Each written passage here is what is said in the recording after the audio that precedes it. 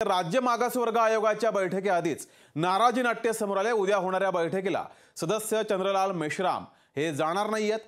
आयोगाकडून पाठवलेल्या नोटिसीमुळे मेश्राम नाराज झालेत। उद्या सकाळी 11 वाजता बैठक होती, मात्र या बैठकीला मेश्राम उपस्थित राहणार नाहीयेत। त्यामुळे उद्या होणाऱ्या बैठकीला जाणार नसल्याची मेश्राम यांनी लोकशाहीला माहिती दिली आहे।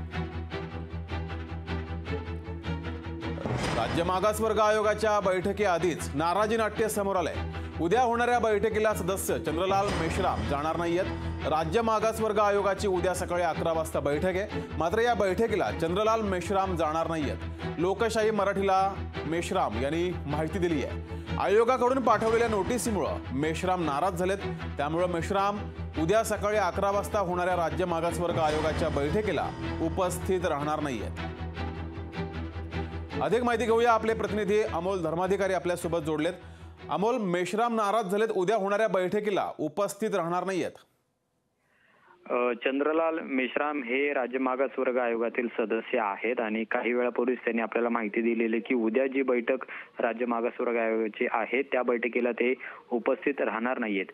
खरं तर याआधीच आपण पाहिलं की या आयोगामधल्या अनेक जणांनी राजीनामा दिलेला होता आणि यामध्ये चंद्रलाल मेश्राम हे सुद्धा राजीनामा देण्याच्या तयारीमध्ये होते, पण त्यांनी अद्याप राजीनामा दिलेला नाही। पण राज्य सरकारकडून त्यांना एक नोटीस बजावण्यात आलेली आहे की ते आयोगामध्ये काम व्यवस्थित करत नाही आणि त्यामुळेच ही नोटीस जी राज्य सरकारने दिलेली आहे त्याला त्यांनी उत्तरही दिलेलं आहे, पण अद्यापही ते नाराज असल्याचं पाहायला मिळते। आणि त्यामुळे उद्या खरं तर जे शुक्रे हे नवीन आयोगाचे अध्यक्ष झालेले आहेत त्यांच्या अध्यक्षतेखाली उद्या महत्त्वाची बैठक पुण्यामध्ये होते, पण याच बैठकीला आयोगातले एक सदस्य मात्र आता उपस्थित राहणार नाहीत आणि त्यामुळे पुन्हा एकदा आयोगातलं जे नाराजी नाट्य आहे ते आता आपल्याला पाहायला मिळते। आणि उद्या होणाऱ्या बैठकीमध्ये आणखी कोणते कोणते सदस्य उपस्थित राहतात हे पाहणं महत्त्वाचं आहे।